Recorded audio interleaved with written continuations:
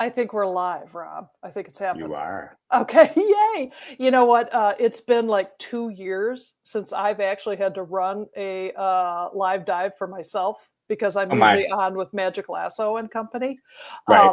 Yeah, so so it all looks a little different. But hey, kids, comics! Silverhead Bronze Age Babe here, yakking about our comic book collection. And today, my friend Rob is joining me so that we can talk about the Superman movie. Oh, look at you. See, hero for all. Yeah. Oh, and in fact, there he is. There's Magic Lasso. Oh There my he is gosh. now. He's right Yeah, there. he Nice to see is. him there.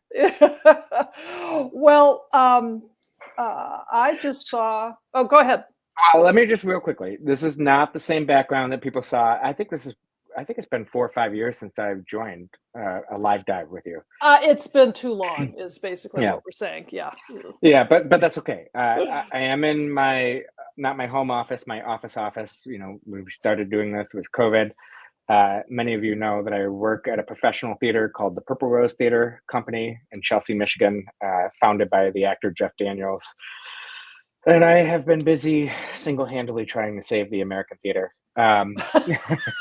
Good on you, Rob. Someone's got to do it. Someone's got to do it. No, actually, Jeff's been doing a lot of the heavy lifting. But no, it's just been a long. I have a fundraising event coming up in early August, so it's been a lot of long hours. And yesterday, I was asked to do callbacks as a reader for a script called "Murder on the Links" by Agatha Christie, but it's done as like a slapstick comedy. Okay. So at one point when I was like, pretending to do a French, I'm not an actor. Okay. I went to business school and I do like $1 million in fundraising for the theater. But at one point I was like playing a French detective and I just was like, this man's been dead for 48 hours. And I like kick an imaginary body. I was like, perhaps more. Uh, the other actors that were trying out for the role, I was like, oh, they're doing CSI and I'm doing Clue the Musical or Murder by Death, both Right. good movies. We're having a little disconnect here. Yeah. Well, Magic Lasso's already asking you a question. I have about the new Superman treasure yet. Is it worth it? Yeah. So this has been fascinating. Sarah, you and I have talked about treasuries before. I know you're a big treasury I person. am. I have been buying the facsimiles, okay? But I have never, this is like a modern day treasury. This was published in What? How cool. 2025. I mean, the artwork is written by Dan Jurgens, and he does have some moments where he's kind of summarizing what has happened to Cal. So Dan Jurgens does the artwork. Okay. But it is otherwise drawn by, please forgive me, folks. This is a Brazilian artist name, so I'm going to You're going to mangle it, Bruno. but go ahead. Bruno Redondo, I believe is how it's pronounced. But it's a great story. It brings back Maxima, who was a character in kind of the late '80s, early '90s, right? And Okay. I've got to wheel back my chair here. To show So you us can, how large it is. Yes. yeah. I bought this last week, Saturday, right after seeing the Superman movie with the man who owns my comic shop that I buy comics from because he's a good friend of mine. Secret Crisis Comics in Chelsea, Michigan. I did Sarah, a video about him and he was very gracious. We had a lot of fun. So he texted me like that morning, and he was like, for the first time in a long time, I'm really excited about this character. And so I had texted him a list of recommendations that he then ordered like 4 copies of every book I suggested. And excellent. he's going to carry him in a store. So I went into a store on Saturday afternoon and I purchased this treasury, went home and read it, and I loved it. I'm Okay. so enough about me. Everyone who subscribes to this channel loves you, Sarah. Well, they'll put up with me, and I want to say hello to Cal L Comics, who is a new subscriber, and he is also a new YouTuber. He Okay. just started his comic book channel, and it's great. You know why I love him is because Cal L Comics, the first video he did after an introductory video of "Hey, I like comic books," was about Lois Lane. So, sir, you are a man after my own heart. Welcome. We're thrilled to see you. Hope you enjoy the ramblings of me and my friend Rob. So, me and my friend Rob have not talked about this at all, other than to say, "Hey, maybe we should do a live dive." So, let's just start, Rob, on the overall picture. Did you like it, and how much? I would rather start with you and ask, did you like Lois Lane? I loved her so much. I loved her so much. I loved Rachel Brosnahan as Lois Lane. Oh But please, my God. everyone wants to know what you think. I loved her. She was exactly as I predicted from the moment she was cast. You'll know if anyone watches my channel, I've been blathering on and on and on about how they got that right. And she is, I put her above my previous favorite of Margot Kidder. My previous favorite was actually Terry Hatcher, partly because of the way Yeah. that Lois was written, which was a little more modern. Mm-hmm. But I agree. I think she's the best Lois Lane Ever. I mean, just stunning. She, I think the interview of Superman scene. That was the strongest scene. Yes, right. I mean, it just was. And I used to work in public relations, so I would be interviewed by journalists, Mm-hmm. and that scene was written right on the money, and she delivered it, and the acting in it was like flawless. I mean, I got nervous sitting there because I'm like, oh God, I've been pummeled like this before. I just think she was perfect. She was everything I hoped she would be. Everything. Good. So yeah, and wait, before we go on, Kenneth Bird, hello from Virginia. We're glad you could come in and hang out with us. So yeah, I thought from a casting perspective, she was absolutely perfect. And she was written well. She showed journalism, not even just with the 10-minute interview with Superman. Yeah. But also when she, Jimmy Olsen's like, well, he's the Hammer of Baravia. She's like, yeah, I'm really sure that his parents named him that, right? Right. She was always kind of clicking away at things. And then this has got to be the first time in a Superman movie, Superman doesn't rescue her. She rescues him. Exactly. Huzzah. Huzzah. Yeah, there's no falling off a building. There's no being a damsel in distress.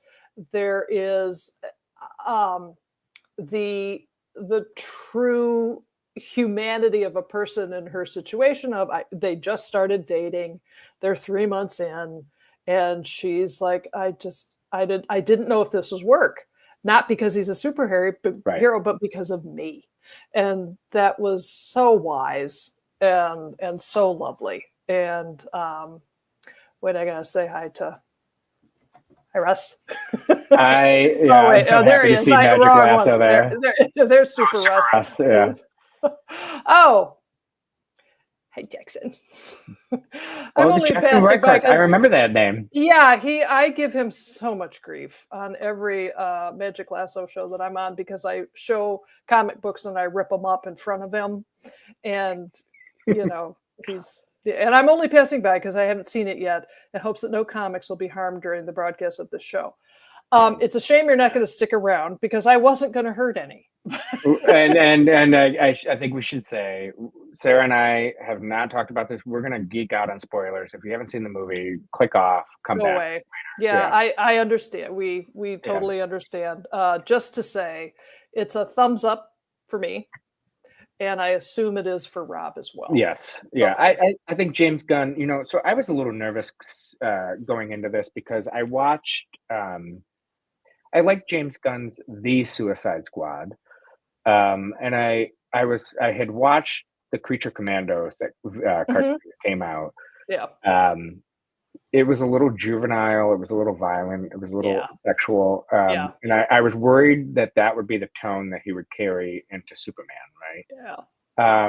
He didn't. I think he made some really strong choices. He chose not to show the rocket ship leaving Krypton. He chose not to show the montage of learning how to fly. He chose to just have the whole world, is he or is he not Superman question answered, and Yep. Lois knows that he is Superman. I think he made a lot of really strong choices that made the film rather enjoyable for me as someone who came into it with very low expectations based on the last really couple of Superman things, right? Not movies, but TV shows and everything else. So I I really thought this was a good start.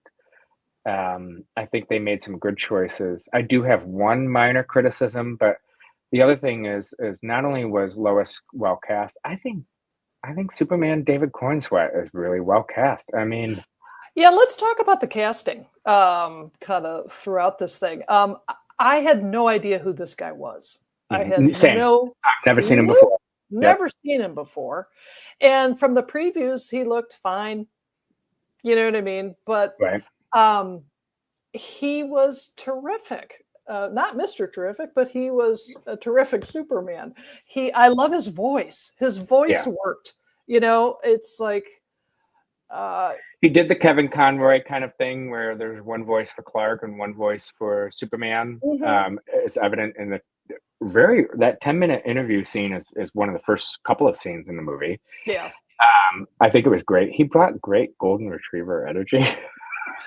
I mean, that, right? Yeah, you want to watch him. I was with him all the way. I just was with this guy all the way. And in fact, his Clark Kent stuff at the Daily Planet was the least interesting to me. Exactly. And I thought it was terrific that they just like, let's not even bother very much with that. So yeah, he was just what a find. And the fact that he and Lois had such magnetism together, boy, did they do that right. They absolutely got that right. Chemistry is everything. And, Yeah. you know, he actually, so there was one scene where I did tear up, and my friends asked me, was it about the parents? Since I've last been on the channel, my parents passed away, but it wasn't so much about the parents, so I did love them, and I loved how hick they were. Mhm. They weren't very glamorous, but the scene that got me was toward the end when he's confronting Lex, and he says, I try every day, I make mistakes, I fuck up. Yeah. And I'm like, you know, that's a really great way to approach Superman. I'm not going to live up to being Superman. I get impatient. I get angry, Yeah. right? Yeah. But at the end of the day, as long as you try and you serve other people, you're Mhm. super. You're super. Right. You are doing the best you can. Yeah. And David Cornsweet, apparently, I've been watching a lot of YouTube clips since the movie came out, and I've enjoyed this press campaign quite a bit. Mhm. But David Cornsweet, I think it's in the Vanity Fair interview that he does like a lie detector test with Nicholas Hoult, whom we need to talk We about. should talk about, yeah. Mhm. David Cornsweet said that there was one day where he told James, I want to do something this way. And that was the take that went into the movie. And it was the scene where he says, I'm human and I fuck up and I try every day. Okay. And that was the scene that made me cry. And I'm like, God bless Juilliard training for actors. David Cornsweet, you nailed it as Superman.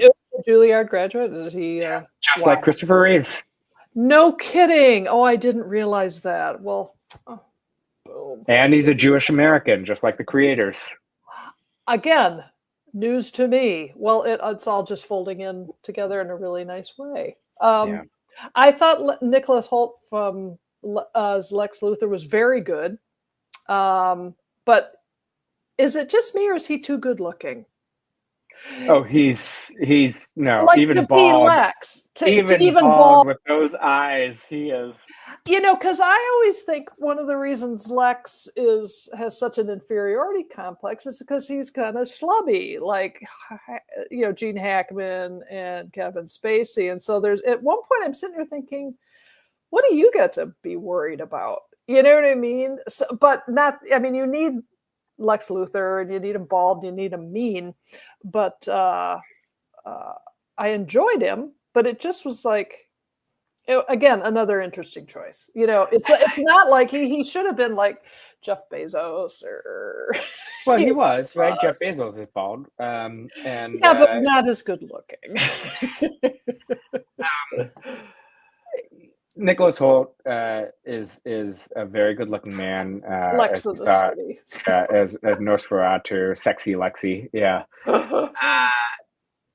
I mean, but this was a Lex that was written in the way that we saw. So one of the last live dives you and I did was like Superman: Secret Origin, written by Jeff Johns, and that Lex Luthor came out like, and every day he would say, proclaim to Metropolis, like, I'm going to reward somebody. And that Lex Luthor was very threatened by an alien invader. And I mean, and this Lex was kind of great. It's a little prescient that we're having conversations in a superhero movie about taking prisoners out of jurisdiction and due process.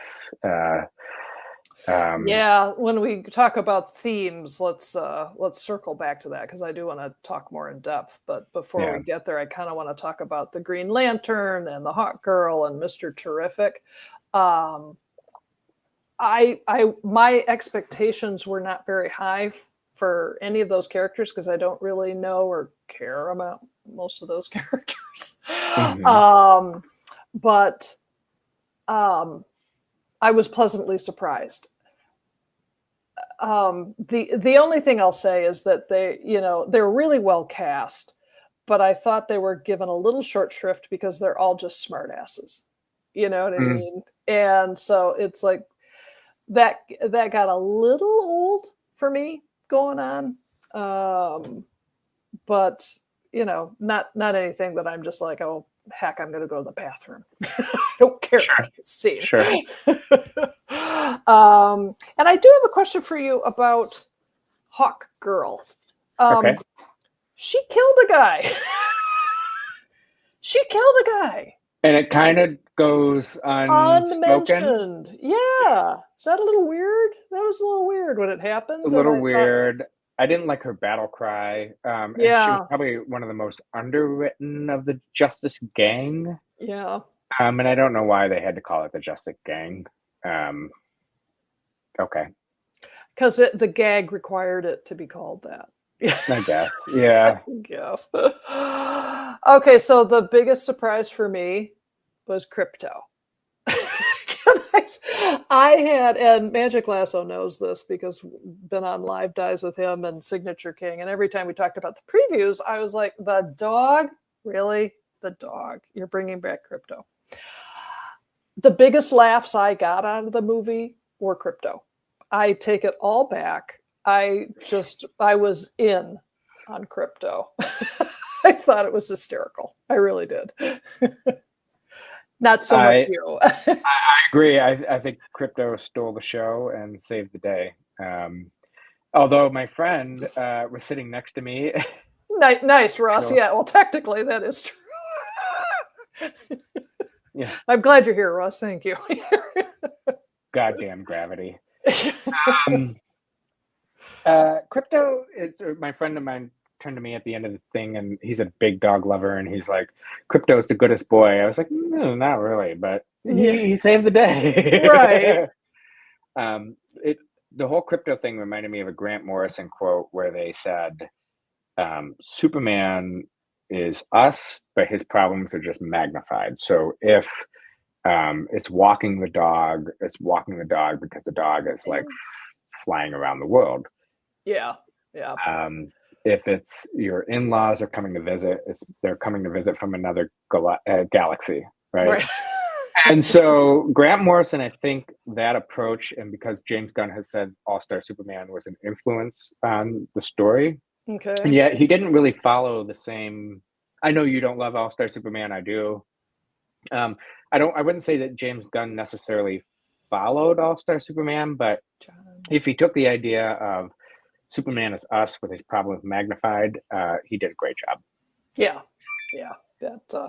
I was surprised I liked the CGI dog. So there you go. I was all about it. You mentioned Ma and Pa Kent. Yeah. I I loved the themes and the tone. And going back to Kansas, I do not understand their accents whatsoever. And to Okay. have Ma call it something on the box. Oh, I love that. I loved it. And it was like a flat screen TV. Right. I'm like, I haven't heard someone call it a box in so long. I know. I was seated for that. Yeah, see, Magic Lasso agrees with me. Okay, people in Kansas don't speak with that accent. Well, according to James Gunn, they do. So maybe he has spent a lot of time in Kansas. I don't know, but it was, I really, in Man of Steel, I loved Diane Lane and Kevin Costner as Ma and Pa Kent. I know it's a different movie. I know it's a different vibe, but I like the Hollywood glamour, huh? I do. I thought Diane Lane really brought it. I always have liked her, and I thought to put Diane Lane in a comic book movie, she done good. So I actually love Diane Lane as well, but I really loved an unpolished Ma and Pa Kent. Okay, it worked. Yeah, it worked for me. Yeah. Well, shall we talk about Superman's real parents and what you? Let me know. What did you think? I'll also let you start. What did you think about all of that? And we're going to spoil now, so really. Yeah. Surprisingly, I didn't recognize Bradley Cooper. Wait, I want to see what Kal-El's comments. My parents were both from Kansas, and they didn't mind the accent. They just laughed harder than they should have inside the cinema. Okay. All right. Point taken. Surprisingly, I didn't recognize Bradley Cooper as Jor-El. There's Jay. He's watching. So Jay Nietring is watching. Jay and I were discussing Superman on a podcast that that Jay hosts that I'm been a part of. This week's themes was misheard song lyrics. It's called the High Five Podcast. HI-5 podcast. Okay. So you asked me about the Kryptonian parents, Jor-El and Lara. I thought, I think the way it's written, okay, so they suggest that they sent Clark to Earth to take over. Yeah. The thing is the way James Gunn wrote the story is that there's plausible deniability. So if you are being like Lois Lane, I know it, right? You could say that this is AI. Like, we don't really know that that's. Thanks, Russ. Thanks for stopping by. We'll see you soon. Yeah, exactly. Because I left this theater and I was like, wait a minute. Right. Can he fix this? Should he fix this?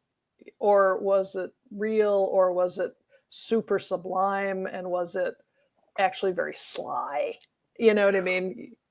Well, so the whole thing is if James Gunn took Grant Morrison's approach, saying that we are all Superman and his stories are just magnified, the idea of the internet and the world turning against you because of something said is based on James Gunn's experience being fired from Guardians of the Galaxy 3 and the internet commentary. He was subjected to internet commentary for being rehired.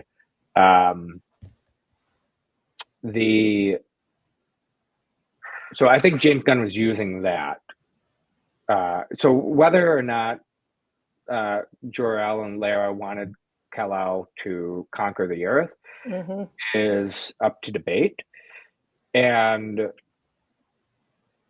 James Gunn has written in a way that it could be written out. I think we'll know more in the Supergirl story if we find out how she got to Earth or somehow in Superman's orbit. Yeah.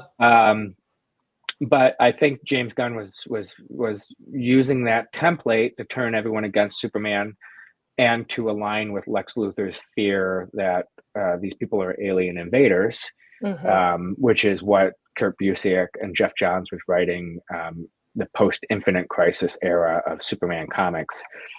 I liked it. What did you think of it? I left the theater kind of upset by it. Okay. Because like, wait a minute, conquer the earth. And the thing that really kind of struck me was the Kryptonian anchor baby theory. You know what I mean? It just was like, boy, that's dark. That is really dark. But then I thought, is James Gunn just really going after kind of the QAnon people and mocking them for falling for that kind of conspiracy theory? I mean, from a plot standpoint, he had to have people turn against Superman and had to have them turn quick. You know what I mean? So that was as bad a thing as you could come up with. And to lead credence to Lex's motivation. Right. So Lex kind of went into the hypothesis saying this guy's an alien invader. So was the audio doctored? Right, exactly. I kept waiting for the end of the movie for it to be like resolved, but as Magic Lasso said previously, he did kind of fix it all or like make it irrelevant by changing the comfort reel to Ma and Pa Kent. It's like, I can get past that. So I mean, it's a minor quibble, but that part kind of made me a little emotional too, right? Like seeing the childhood videos. Again, having lost my parents rather bizarrely in these last couple of years, I kind of appreciated that in a little bit. He doesn't have a connection to Jor-El and Lara, and I was grateful for that in a way. Like I never loved the crystals talking to him, like in Superman 2. Yeah. Lara has a lot of dialogue in Superman 2. I mean, she's a glorified AI. That's not really Lara. That's not your mom. Right. It's a Black Mirror episode. Yeah. It's funny that I hadn't really thought about that element of the film. So it's interesting that you asked and brought it up because I don't know. Yeah. Well, it'll be interesting to see. I mean, the only amount of backlash or head scratching I've come across on reviews and responses on the socials is about that. It's like, okay, what? But it like you said, it could be fixed if he chooses to, or we could just move on because sometimes life's messy.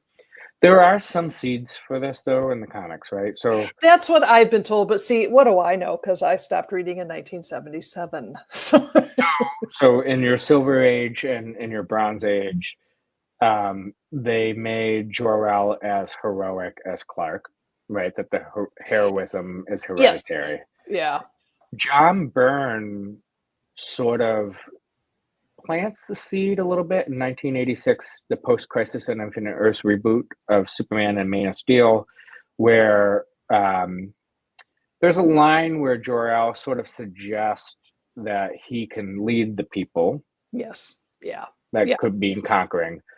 Lara looks at a hairy-chested farmer and is like, these people are savages, right? And so I do remember that page. Yeah, it is. Yeah. So it's not that far afield. And actually it's like they are, I said to Laura, the Wi-Fi hotspot on the way back, it's like, well, Kryptonians were never really the warmest, fuzziest people. You know what I mean? No. These are kind of robotic human beings, so and science deniers and science, right? Exactly. So I just had never thought to take it to that kind of extreme, but it definitely fits in with what I think you're talking that James Gunn has something to say about the internet, digital media, the intimacy of that, and what we lack without truth finders like a Lois Lane, what I mean, to figure that out. So felt civilized man landscape, I guess. Nice. Let's talk about Lois and Superman's relationship for a second. Okay. I loved them together, and I thought that again, to reiterate that, her fear was that I'm going to screw this up. And I loved that the I love yous to each other came at different points in the film. You know what I mean? One of them said it first, the other one says it second. And it works in the arc of the film.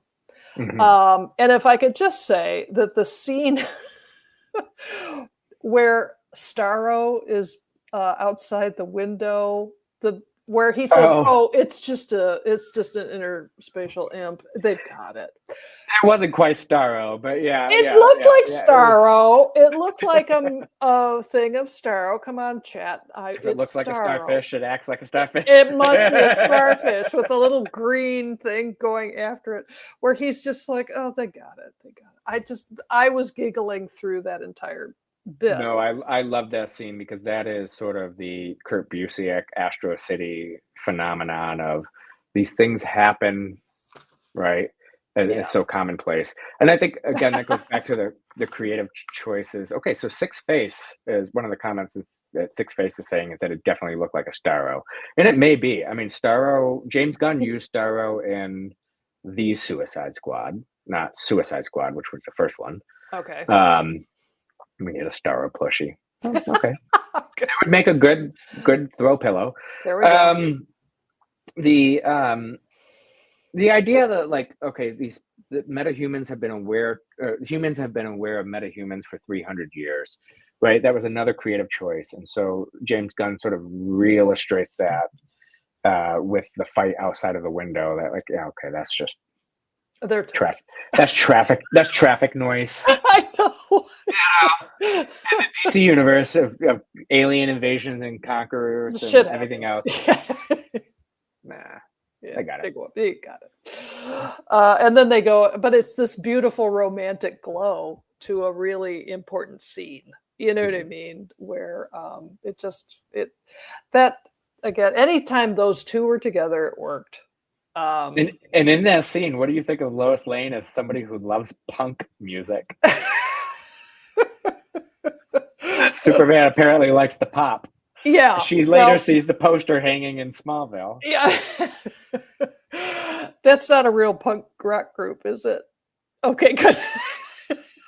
You okay? Okay, I don't think it is. Wouldn't it be embarrassing? Oh, everyone will be like, "Oh, he's definitely 45. He doesn't know that band exists." No, I know nothing. I Listen, don't know anything I know anymore. nothing. I've So never actually heard a Taylor Swift song. Okay, I like her I respect her as a businesswoman.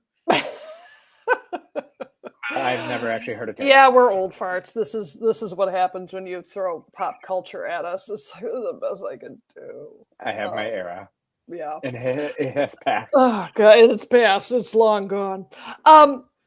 But kind of related, I thought the visuals of this film was terrific. I thought it looked great. Unlike any Batman movie that you care to name, where it's so dark and I can't see a damn thing.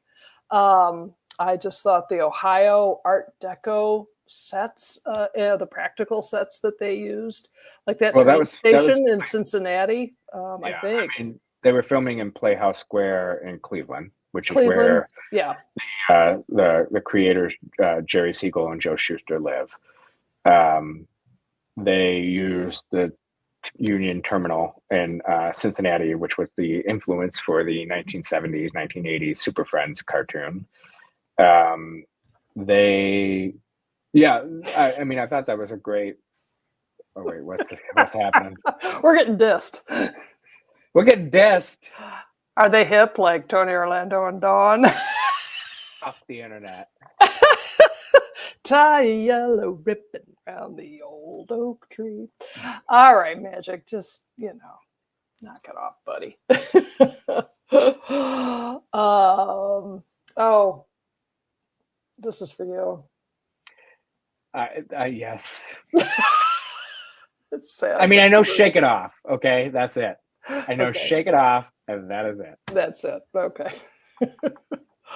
Well, speaking of music, I thought the score was nice. I wish there were more original orchestral type score, but I liked the frequent callbacks to the John Williams Superman theme. You know, And that was the only one I really noticed. I didn't notice a lot of other. I mean, James Gunn always has his needle drops, and Yeah. I didn't recognize the song at the end when Clark is sitting in the chair looking at his, childhood films. It was good though, but I didn't It was know good. that, so. Yeah, it was a good song. I didn't recognize it, but I did love the James or John Williams, interludes. Homage, yeah. But I didn't really notice any distinctive Superman score unique for this film like the Hans Zimmer was for Man of Steel. Yeah, I think it seemed more. The original score seemed more prominent in some of the previews, Yeah, but I can't remember it in the film. right. So, but So, was there anything you did not like about this film, Sarah? I liked it a lot. I didn't love it. You know what I Okay. mean? I had a lot of fun. And I'll tell you one thing I didn't like. People are gonna run me out on a rail on this. The Supergirl appearance. I know it.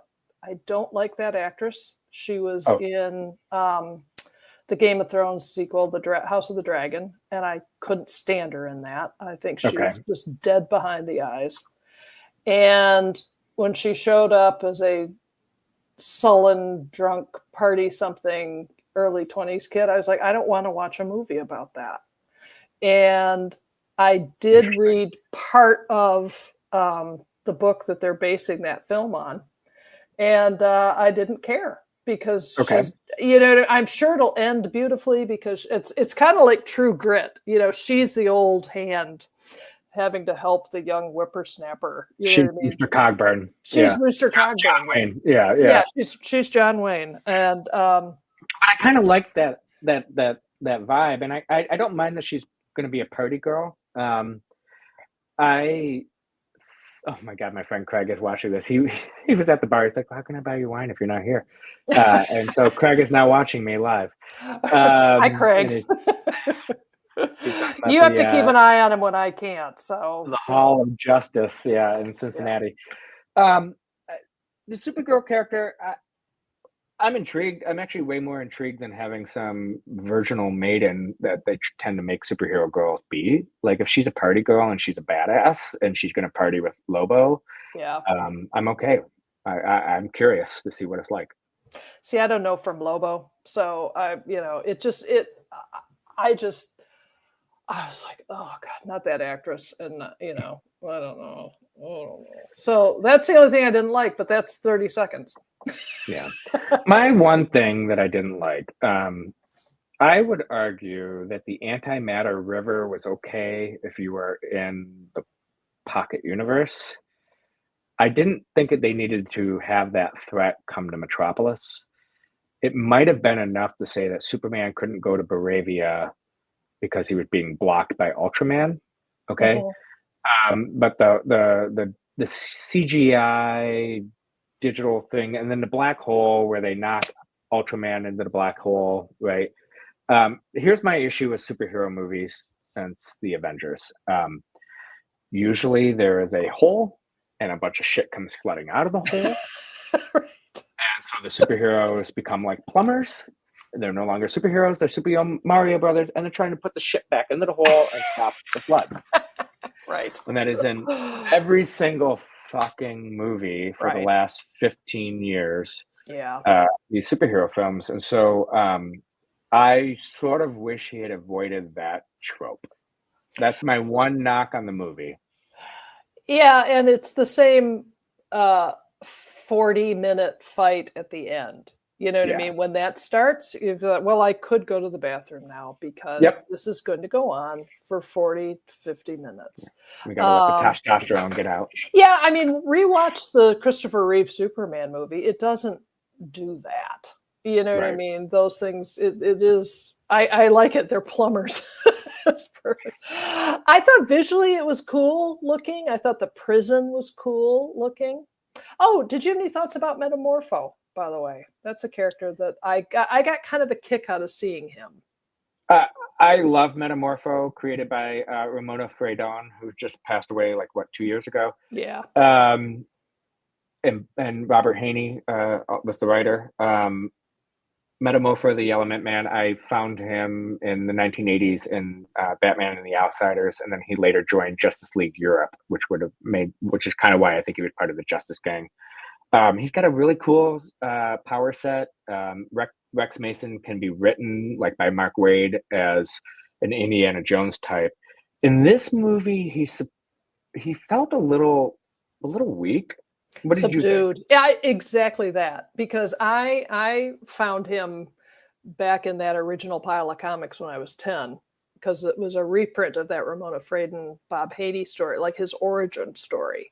And Rex was a swashbuckler, you know what I mean? And he was a smartass. And so, yeah, to see him kind of, and I don't know anything. He was kind of a sexy freak. Yeah, exactly. He was pissed off about being this freak. Now, I don't know anything about the fact that he's a kid. You know what I mean? I'm sure that's canon. I just don't know what it is. He does.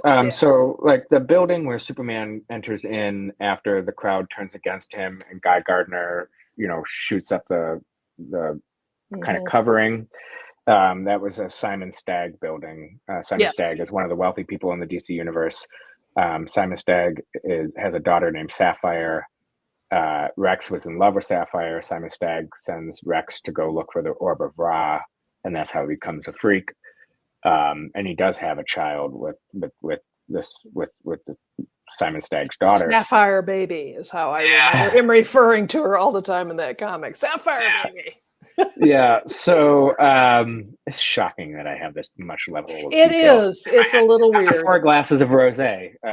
And he's at work, people, and he claimed to me he was at a business meeting and sucking down 4 glasses. Jay was there. Anyhow, so no, yeah, and I guess if I was Rex and I felt bad about killing Superman, I might have just changed my hand to look like a green crystal that was not actually there kryptonite. You go. Right. Pretend to be sick. Right. Yeah. Yeah, I guess you can't think about this too. You really can't. Yeah, you can't apply logic to it. But, he was okay. All right, so we haven't talked about Mr. Terrific. Yeah, and Magic Lasso's bringing him up. I know nothing about that character. I had encountered him not long ago in some relatively recent story that I read, but I Strange don't know. Adventures by Tom King. Okay, because I was like, I don't know who you are. I thought, he was the necessary computer geek. You know what I mean? So we all need that in all our superhero movies. I thought he was fine and kind of funny. Again, smart-assy, but I don't know enough about him to like, oh, he's here, or, oh, he's here. In one of our earlier live dives, I kind of talked about Mr. Terrific because when I was maybe about 12 or 13 years old, I picked up a Justice League of America comic that has a dead body on the cover, and the Justice Society and Justice League are gathered around, and Barry Allen, the Flash, is holding this thing, and he says, one of us has died, and somebody on board the spaceship is a murderer. The victim was the original Mr. Terrific. It was a 2-parter, and I never got the second part until like 20 years later, and I happened to be flipping through a back issue bin, and I'm like, oh my God, this is the one I need, right? So Mr. Terrific was killed in 1979, which was the year I was born, and Terry Sloan was his name, and I loved that story. And then in the 90s, I read all the Offbeat comics. I didn't read Image. I was reading Vertigo. I loved Superman, which was not cool in the 90s, in the era of Spawn and Savage Dragon and the X-Men and Cable. Cable, the superhero, not the TV medium. But then I was reading John Ostrander's. That's where I know that guy from. Oh, I have not watched this. Oh, Jay, thank you. Because I was like, why do I know this actor? Why do I know this actor? And he was in For All Mankind. So I have not watched that series, and Jay was the one that I was having a business meeting with. His wife bought me Taco Bell. It was good. So I have a fun life. I'm not gonna lie. You- So Mr. Terrific. So I'm reading The Spectre, and Inspector number 54. I have, and that's where they introduced Michael Holt, and it was supposed to be a one-off character because Terry Sloan, the Golden Age Mr. Terrific, served along Jim Corrigan, the Spectre. okay. That title sat vacant for 15 years, since 1979 to 1994.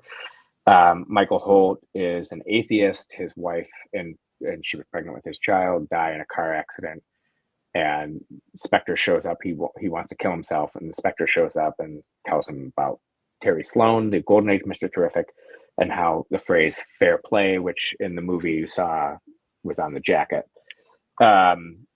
It's not a character that I love, like I love Superman or Lois Lane or some of these other ones, but when you have that kind of weird coincidental, like, oh, this character has shown up in different ways and he's like part of your back issue treasure hunt.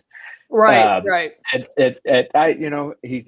find them endearing, and I think it was a great role. I loved how annoyed he was that people didn't know as much as he does, because DC Comics tries to say that he's the third smartest man in the DC universe. They never tell you who number 1 and 2 are. Oh, just the third. Lex Luthor, maybe it's Dr. Sivana. I don't know. Well, you know who we need to see in a future movie is Lady Cop. So I'm looking forward to having Lady Cop show up in a future. James Gunn, this idea is free. So nope. God. So, well, we should probably wrap up here. But on the whole, it's fun to have. For me, it's fun to have Superman back in the national conversation. And in a very fun, bright, effervescent, optimistic way. Yeah. And hey, look. Hi, Sleepy Reader. How are you? Have you seen the movie yet? We've just got done spoiling the entire thing. So you can rest assured. Now we'll just wrap up with why you should go see this. If anyone out there has not, you absolutely should. And on the Shebab rating scale, this is a pay full price to go see it rating. So there you go. Although I did not, by the way, the Cinemark in Ypsilanti, Rob, you can go there for its discount Tuesdays all day. So that's really good. Yeah. I paid full price Friday with Katie and Jay, who are in the comment section. Real quickly, I will say this. I thought the movie was good. I love, like you said, that he's in the national conversation, especially since they tried to make it political. I hate to break it to you folks. Before he was known as the Man of Steel, he was known as the champion of the oppressed. In the very first issue, he is stopping someone from execution. He's beating up a domestic abuser. And in like a third or fourth issue that he came out, he destroys a tenement to basically rebuild it, to say that they need better housing codes and better safety. So Superman has always been woke. Superheroes and comics in general has always been woke. You don't read X-Men and think that it's not woke. But I hope people kind of discover that element of the character. Real quickly, I wanted to go through what I recommended with my friend. We're going to get you on you're going to get on a Sunday night thing with us at some point, whether you like it or not. So you and I will talk about that on Sunday night when we meet for dinner. So look, I say yes to everything. Like, again, Jay Nietring, he and I do the High Five podcast. And we talked a little bit about Superman before we embarrassed ourselves by the misheard song lyrics. So this is the most recent thing. It came out last week. I recommend it. I love a Treasury edition. Look how fucking big this thing is. I can't even show it. The list that I gave to my friend who owns a comic shop, this was a story I read 5 years ago when you and I first started doing live dives. Very important book. Very important book. Brilliant. So there's a real life history behind this. So the Department of Justice came to the writers of Superman, the Adventures of Superman radio show in 1946, and they wanted to discredit the Ku Klux Klan. So they shared some research to kind of point out some of the ridiculousness, like the fake swords and how it's not really based on anything. It was called Superman versus the Fiery Cross. This author tells a modern story, but it's set in the past, and it's about a Chinese American family. In this story, Superman learns himself that he's an alien. Um, I read this book 5 years ago during like the COVID lockdowns, and I got to tell you, like I was having some. I've been reading Superman. I'm 45. I've been reading Superman since I was 10, so 35 years. And this book made me love and appreciate the character in a new way after 30 some years of stories. Sure. Yep. So Superman Smashes Plan, highly recommend. If you like Supergirl and you also love the idea of like a corrupt Lex Luthor, this just came out today. It is one of the DC Compact series. These are trade paperbacks that are $9.99. They have a whole series of these. They're $9.99. This is 2 stories. It is Superman, Batman, Public Enemies, where they fight a president, Lex Luthor. Yes, in the year 2000, Lex Luthor was elected president. He was actually a pretty good president by today's standards. Kaboom. We're just saying. Yeah, but you'll notice this blonde young woman who crash lands into Gotham City, and Batman investigates it. It is the arrival of Kara Zor-El in the post-crisis DC universe. Okay. It is a really good story. At one point, she's taken to Themyscira to be trained by a bunch of women superheroes. I got to get that book. Yeah, no, it's great. The other titles I had recommended, Superman Secret Origin by Jeff Johns, which Sarah and I read the whole Jeff Johns series. Again, Superman and the Legion of Superheroes, there's a moment where he's brought back into the future because in the future his past is rewritten and they claim he's not from Krypton, that he's human. And Earthman is kind of promoting nationalism, and Superman is trying to protect aliens. I did say Themyscira. I hope I pronounced it correctly. Magic. Yes, you did. You just made him very excited. You know you're a Wonder Woman fan when you say Themyscira and not Paradise Island. Right. Any of the Superman stories written by Jeff Johns are for fans of like the Christopher Reeve. Like Gary Frank would actually draw this character like Christopher Reeve. I will never part with those books. Superman Up in the Sky by Tom King is great. It's now that was a series that was like not a full series. It was like 12 pages that were published over 12 different issues in like a Walmart comic. So it's really big in splash pages, really big in art by Andy Kubert Jr.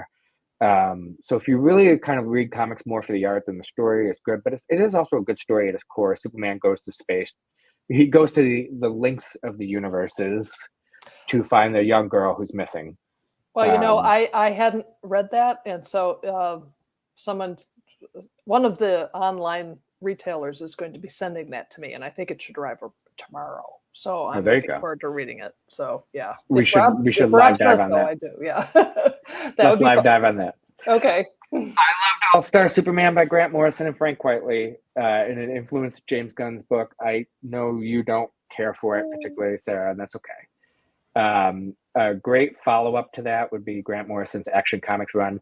In particular, there's an issue number 9, Action Comics number 9 from the New 52, with a black Superman on the cover because he's a president in a parallel universe. It really hits on the idea of corporate IP.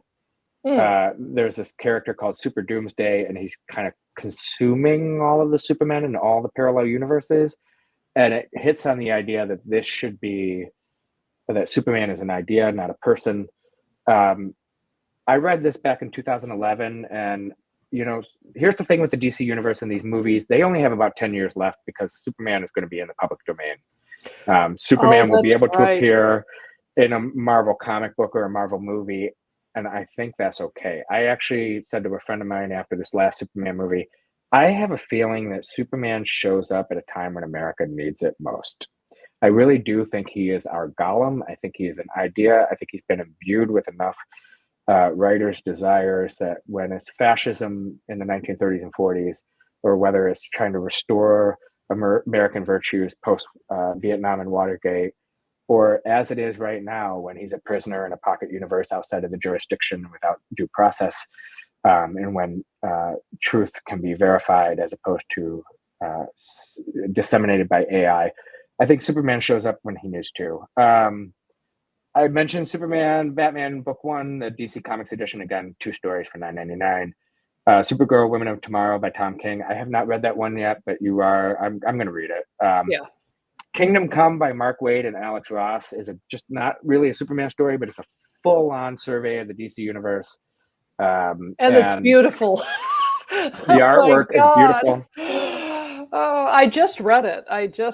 All of it for the first time, and it's really? like Norm. I know, like Norman Rockwell does comic books. You know what I mean? So it is Norman Rockwell and the character Norman McKay, whom the Spectre is. That who that? Oh, well, that makes sense. Spectre is so Norman McKay is based on Alex Ross's father. Oh, okay. The vestige that he uses. Alex Ross has a very painterly chiaroscuro kind of art style, where it is kind of Norman Rockwell superheroes. But the story itself actually talks about how like the superheroes of the 90s were super violent. And here's why Superman is important, and because he had chose to step away and abdicate his responsibility to taking care of other people, and so he comes back. And then the last story I will say that I recommend, and Sarah and I have already done a live dive on this literally 5 years ago when I was wearing a mask and a tuxedo. For those crazy days. I was fucking insane during lockdown. Anyhow. We live to tell the tale, so there you go. Tell the tale, and unfortunately there's video evidence. We talked about DC and the New Frontier. Oh, yes. It is the finest DC story ever. I love every aspect of it. Lois Lane and Jimmy Olsen on the front lines of war. Diana of Themyscira, taller than Superman, and saying, "There's the door, spaceman." Superman kind of I need to reread that. I need to have another run at that because Superman, representing the administration, and she's challenging him on it. Batman, who doesn't show up for like the first 3 issues, although everybody talks about him. Right. Martian Manhunter, and it's collectively the coming together of the Justice League, where they fight Starro, which Sarah says was in the movie Superman. I don't know that it was. Next time you see it, It looked like a ball of plasma. It didn't look like a starfish. It was starring. Starfish. Okay. All right. It was the right color. I actually want to go see it again this weekend.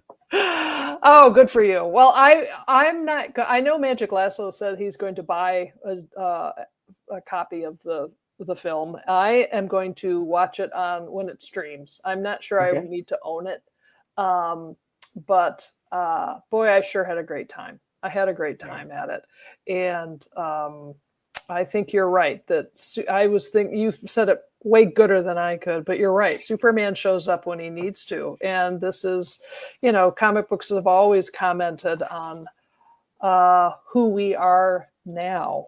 And I mean, the fact is, I think our culture, our society is in a state of collapse.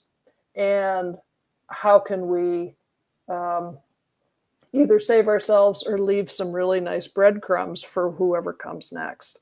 Mm-hmm. And Superman, I think, embodies that. He's America. I mean, I'm looking forward to Superman being in the public domain. I hadn't thought about it that way, but that's great. Yeah. He is absolutely. America is based on ideas, and it is somewhat of a fiction. We don't have a history like other countries do in China or Europe. Our history is what we might call pop culture, but I don't say that derivatively or disparagingly. I think there's nothing wrong with Superman being a reminder to try to take care of other people. Right. Let's walk each other home, shall we? We can do that. Rob, thank you very much. This was really fun. And this was Rob's idea, people. I texted him and said, I'm going to go see the movie. And he's like, well, hurry up. Maybe we should do a live dive. It's like, you're right. We did. And I'm really glad we're having dinner together on Sunday. Yes. Oh, there's a message for you here. Yeah. I'm going right over to get it. Okay, you got to go get it. Hey, listen, everybody in the chat, thank you. It was super good to see you and play in the Superman sandbox with you. And hopefully we'll do it again soon. So Thanks, everybody. Have a good night. Take care, She-Bam. Bye.